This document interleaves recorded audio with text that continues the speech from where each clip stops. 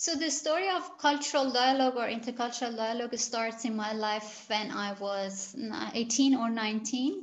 At that time in Iran, we had a very reformist president, Mohammad Khatami, who 1998 talked in the UN, in the General Assembly, about dialogue among civilizations. I think you're too young to remember that event, but that was a kind of highlight. That was kind of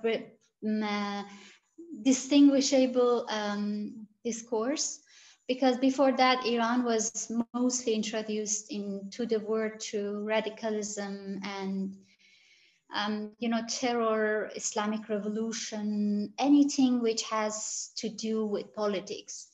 And now this guy, who was actually also a clergyman, coming to the UN and talking about, dialogue among civilizations and cultures, that was a very big step also, not just for changing or actually pausing the world, looking at Iran as an Islamic country, as a revolution, as a country who just had a revolution and after that war, but also change and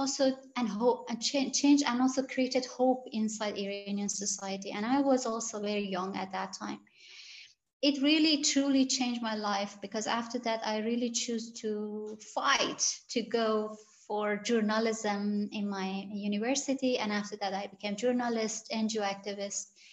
I've continued my studies in cultural studies. And then when I had the opportunity of doing my PhD, that was very interesting, because my supervisor just reminded me that maybe you should work on intercultural dialogue, because he was also a German academic who was invited to Iran also a few years after Khatami was president, for kind of international meetings in Iran for discussing dialogue among civilizations. So that was the moment I was thinking that maybe I have to do it, maybe because dialogue among civilizations really changed my life. Now I have to go more to it. And for me, of course, there was a very big question there, because everybody, and we have two sides of a spectrum. Some people really hope and give lots of promises of what dialogue can do, can make peace, can construct peace, and can solve all the problems, can stop the war. And some people on the other side are standing and saying that, so skeptic, saying that nothing will happen. You're too weak to face the problem. Dialogue is a signal of being weak, and it's just how it's possible that Muslim countries have dialogue with Western countries. It's just very clear that the Western part will dominate the dialogue, because it's never ever an equal. Two sides of this dialogue, two partners of this dialogue are equal. For me, it was very interesting as a researcher, as a person that I told you that how my life was shaped and guided by the dialogue. If dialogue is this or that, why still people are so much talking about it? Politicians talking about it. The international organizations are paying for that, for paying projects for intercultural dialogue. It should be something there. It should be a function there, that they are not talking about it, but they believe that it exists. Because we know in international relations or foreign policy plans, you would not give budget to something which doesn't work. So I was looking as a student, as a researcher, for that. Why we are still talking about dialogue when some people are totally against, some people are optimistically for it. So that was my first question, and then I work on I narrowed it down to a relationship of Iran and Germany, Iran as a Muslim country, Germany as Western country. And I really, after 5.5 years of searching it, the methodology was qualitative because many things in Iran you could not reach easily through the annual reports of organizations. But I totally work on the work of cultural organizations and support of the governments. It's mainly foreign ministries. Again, now I'm not. This was the story, but now returning to your question, intercultural dialogue in international relations. I would say in foreign cultural policy or foreign policy of countries. We need intercultural dialogue because we don't have any other way. Because the countries are full of misunderstanding about each other. Going through the fact that we are talking about Muslim countries or Western countries, we are starting this discussion with two stereotypes. We are categorizing one as a Muslim, ignoring all characters of the people living in this country and just bolding this religious identity. And when we talk about Western countries, we are talking about this political identity. Being Western means democratic, liberal, all these high values. So we need dialogue to update ourselves. What is going on in the other countries? What are the values? What are the actual hopes, activities of the youth over there? To be able to, if we talk on the language of foreign policy or cultural diplomacy, to be able to shape their values or making them to cooperate with us for constructing peace, for reducing terrorism, for doing something against radicalism. We have to actually firstly reach the publics in the other country. And for that, the best, the most safe way is cultural dialogue, because in cultural dialogue, at least you bring both sides of the society, whether they are students, whether they are artists, whether they are filmmakers. You bring equal target groups to do something with each other. A dialogue doesn't mean just talking to each other. It could be a collaboration for making a photo exhibition. It can be collaboration for totally scientific projects over which we had over scientific project between universities. Intercultural dialogue is the only way, because intercultural dialogue is an apolitical way. Because when you talk about culture and intercultural dialogue, at least you are coming to say something which still is not defined. It is defined, but there are a lot of different views what is exactly intercultural dialogue. So this maybe this is something that when I say there are the people say that it's my claim is not correct, and I'm ready for that. But I mean, it was really in my work, it was very clear that in some organizations of both countries, Iran and Germany, people would have more interest to do intercultural dialogue because it was not clear what exactly it is. You know, because it would not make sensitive the people, with the politicians, the security people, the intelligence service or whatever. Intercultural dialogue is very important in international relations, with also my last point about it, which I think that especially for countries of both of these two words, Muslim and Western countries, the best way I have seen and the most successful field that I have seen was academic field. So academic cooperation. Because again, this is a field that people can trust. Even in the side talks, you can talk about your culture, you can talk about your problems. Still, you can continue working with it. I have seen actually projects which I was not allowed to write the resource, but there were academic collaboration between Pakistan and India. It was collaboration, academic collaboration between Israel and Iran. It's just amazing.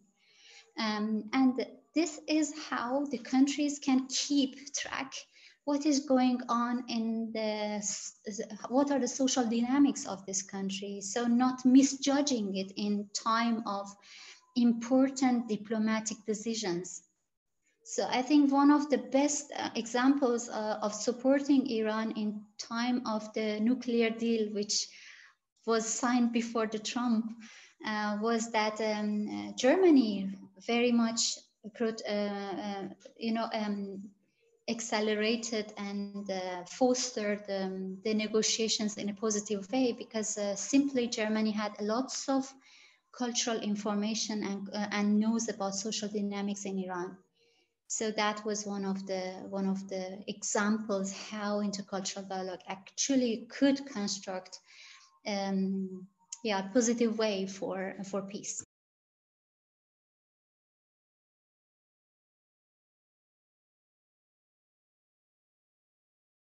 Germany is doing really great job regarding to integration of refugees and migrants into the German society.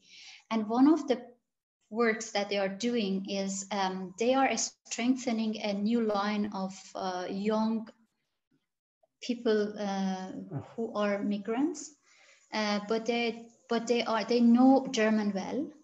They know their own language also well. They call it Sprachmittler, which is means language mediator. Integration and migration language mediator. With that, which I was one of these people who got it, who has been trained for that. We are learning how we can work as a mediator between the officers and the refugees or the migrants, because we know something about our culture, our own culture, and we know something about German culture, because this is mostly the migrants who have been for a long time in Germany, and as I said, they can speak and they can understand this language well, German language well. For me, it was very interesting to know that knowing the culture and knowing the context of the migrants' countries was not enough, because each of us in the team really had to develop dialogue skills, because it is not just about translation. It's about how sometimes you have to be peacemaker, because the officer is there just seeing that he or she wants this and that documents of this person who wants some services regarding to the school or medication or insurance. So because the papers are not there, she is angry or upset. The other side seeing that, why she is angry? She is looking at me as a lower than herself. She's looking at herself as my boss.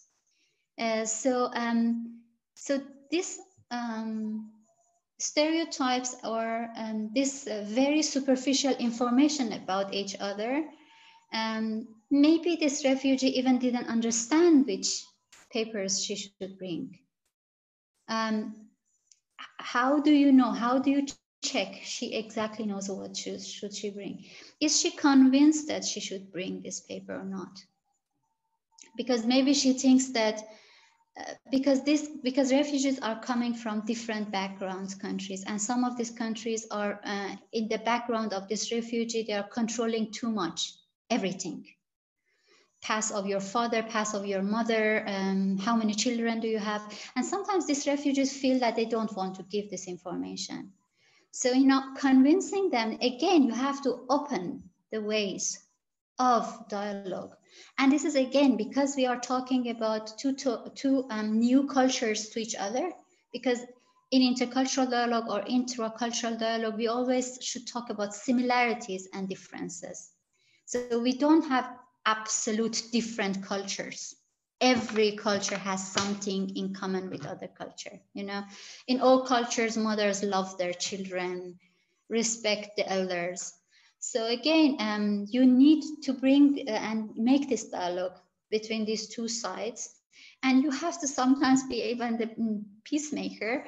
And sometimes I was just seeing that I'm there and I'm doing nothing. I'm just there. And just because I am there, this refugee or this migrant trusts that somebody is hearing her, listening her. So just by being there, I was playing a role of mediator of dialogue, because they were kind of completely mistrusted, that the other side is not understanding them. So sometimes even the people had a very good German knowledge, still had problem. The refugees, I mean. So I was there and just making sure that, from her side, these documents should be there, because then she can decide better about A and B and C. And then I said, okay, yes, I think it makes sense. And that's it. It was like that.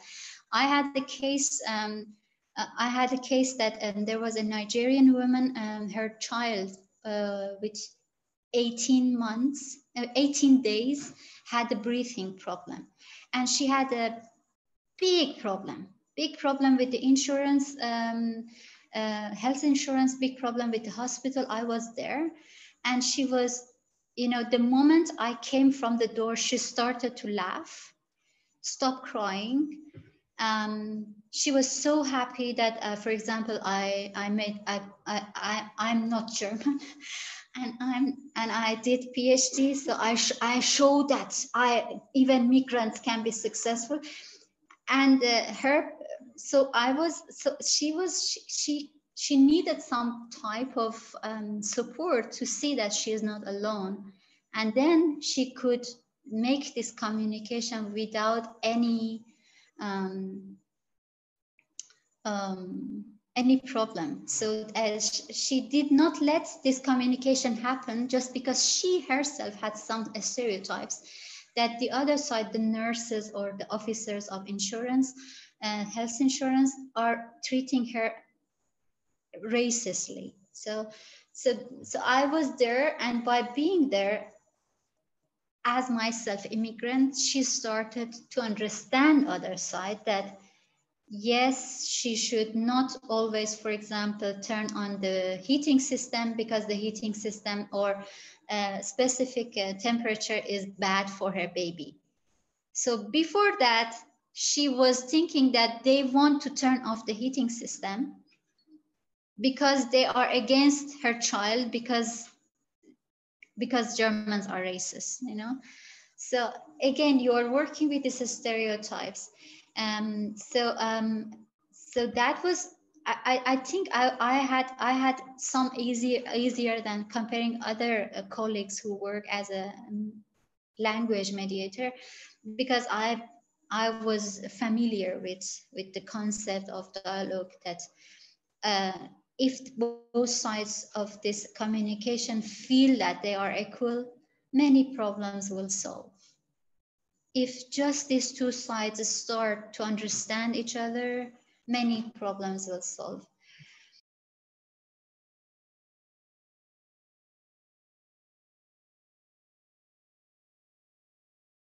we talk about, yes, it is different, because when we talk about religion, we talk about the special aspect of culture.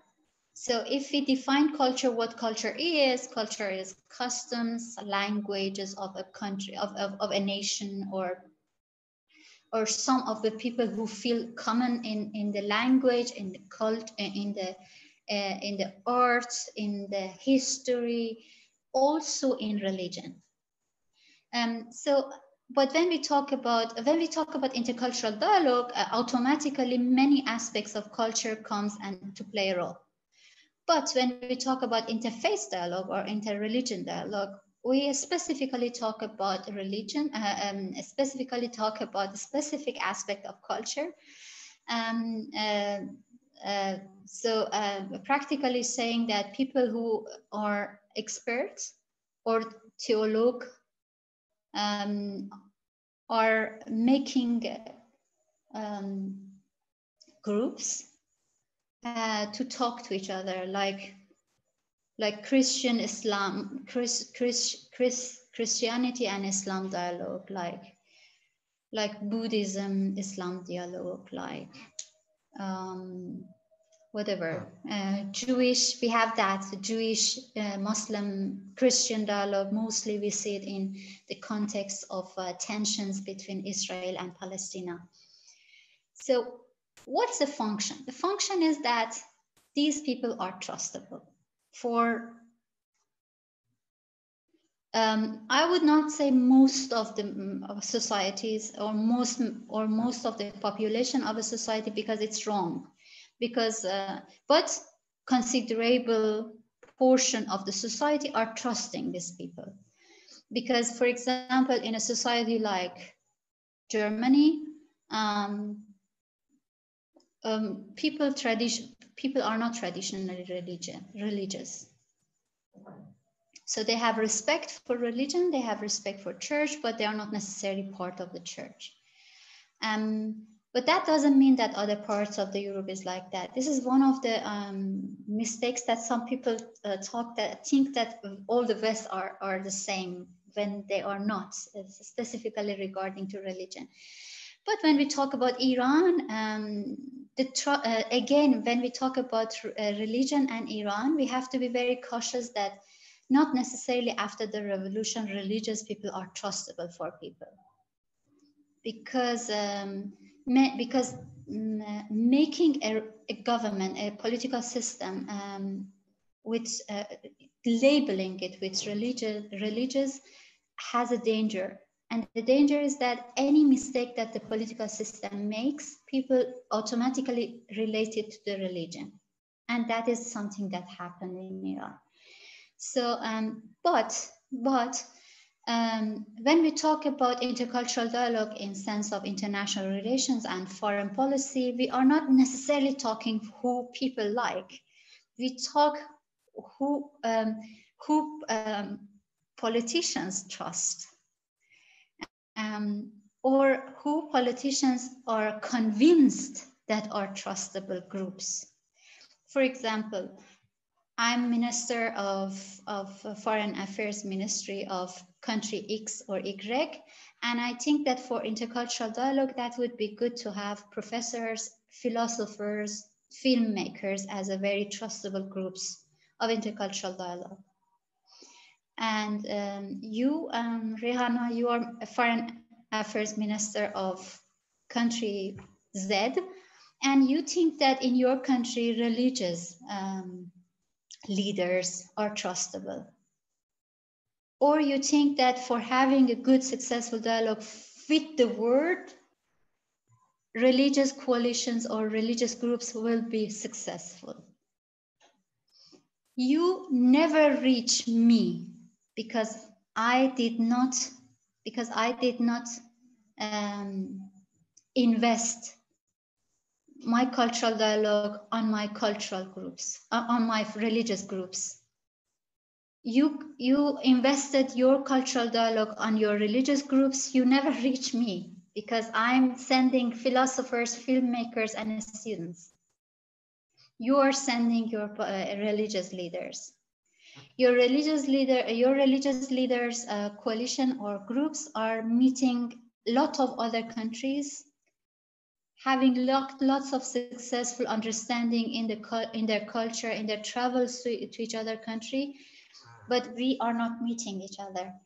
So this is one of the dangerous, or not dangerous. This is one of the gaps, one of the weaknesses of interface dialogues, because not necessarily all countries of the world are focusing on interface dialogue in their cultural relations, in their cultural activities. Second thing is that when you are just talking about religious aspect of culture, you are one-dimensional. Automatically, you see everything from the lens of religion. But what are the advantages? The advantages is that you are finding some sources of information from a country which even is not open to you regarding to theater, cinema, student exchange. But if you start to have some interface dialogue with them, they are giving you some seats and they are making some exchanges. So you can also travel to this country. You can invite these people to your country. So these people can see that how is the real life also in your own country, how you take a bus going home. The countries, the people of different countries of the world are so full of misunderstanding about each other that even having the opportunity of interface dialogue for the most conservative countries of the world is brilliant, because you always have time in side talks of, because whole this exchange would not be talking about the subject of religion. Because you come out, you have a break, you have a dinner, you have a lunch, you have a walk, you go to the hotel, you talk with somebody about, I don't know, her children or her daughter's study there. It will really open your mind, even if the reason of this dialogue is just one-dimensional.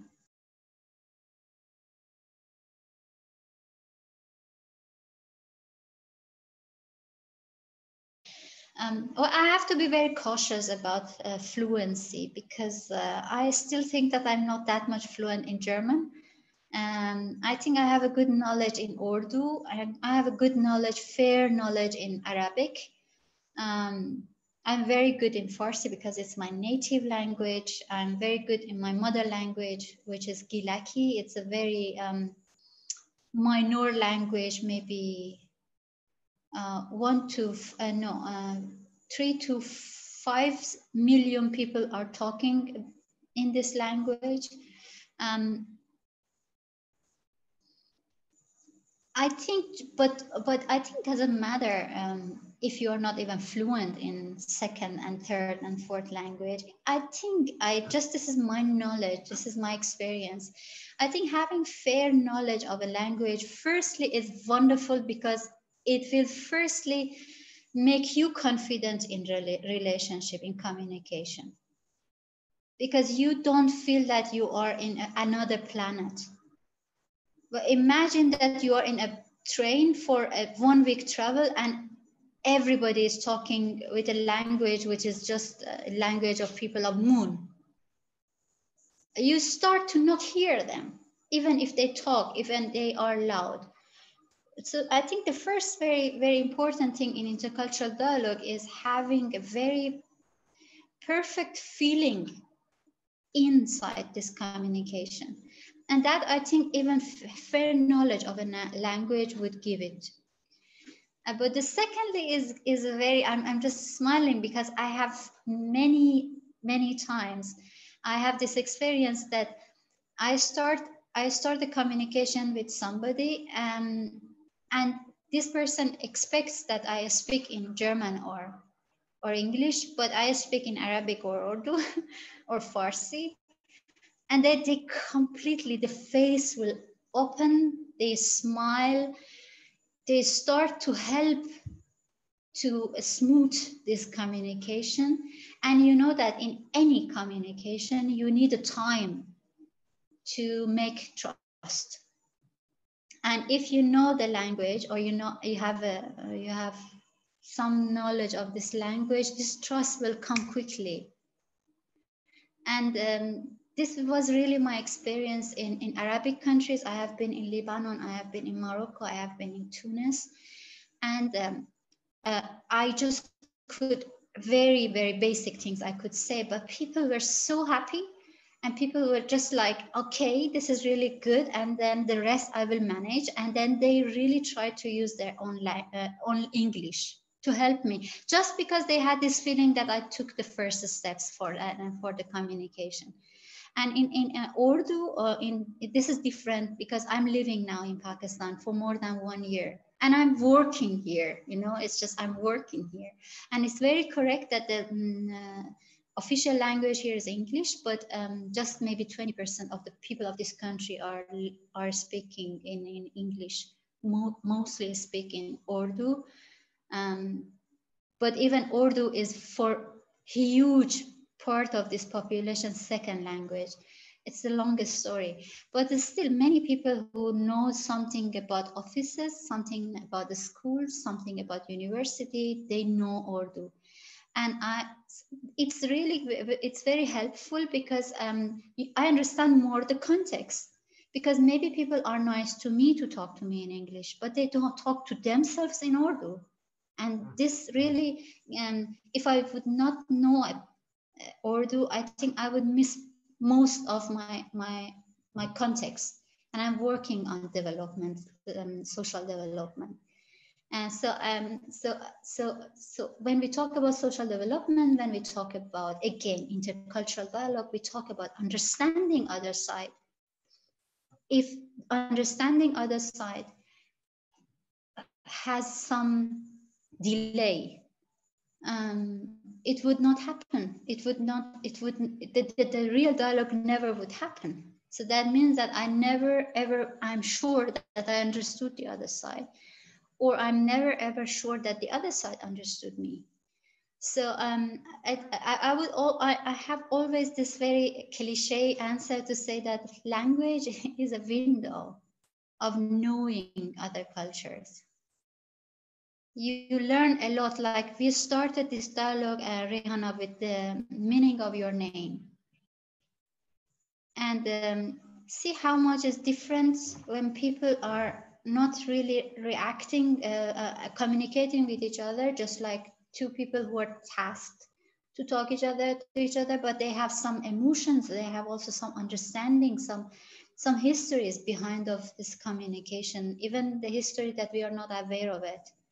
And I think language would really facilitate and make this trust quickly, or faster than normal dry English communication between people who have different languages. That was a wonderful answer. Thank you so much. Before I stop the recording really quickly, we talk more. Is there anything else that you wanted to add? Anything else you wanted to say here? Yes, I just wanted to I just wanted to pack it and conclude it, to say that we talk about intercultural dialogue mostly as a tool. But I think intercultural dialogue has to be seen as actually an aspect of international relations. We really need intercultural dialogue. And this is not something luxury. This is not something just for having a good figure or having a nice photo in international events. We need intercultural dialogue because it's the only way to construct international cooperation for developing the world in a sustainable way, which is possible. You know, now we have COVID-19, right? And COVID-19 really shows us how weak we are. You know, it's just the biggest economy of the world cannot help. The biggest military of the world cannot help. The only thing, even the science by itself cannot help. The only thing which helps is cooperation. And cooperation in international level is not possible without having this mutual understanding. And intercultural dialogue is the best way of creating, facilitating, fostering this mutual understanding. And so COVID-19, as I said, it just shows us how our national development is not enough to keep us developed. Before that, maybe many countries of the world would say that, oh, we are just developed. If we are helping underdeveloped countries or less developed countries, that's nice of us. Let's help other countries. And I'm saying that now with this COVID and pandemic, we just realized that our national development or our domestic development is not enough to keep us developed. And we need to understand each other better so we can assist each other in a better way for using pure air, clean earth, drinking water, to immuning ourselves against the viruses. And cultural dialogue or intercultural dialogue or intracultural dialogue will help us to understand each other better, because it will reminding us that the partners of the dialogue, despite all the differences, have lots of similarities. Not all we are freaking out of dying. This is weakness, it's the same in each culture. And but we all feel that we need somebody to show sympathy. So I think that's a very perfect maybe example that shows that we need dialogue. It's just not a nice international figure.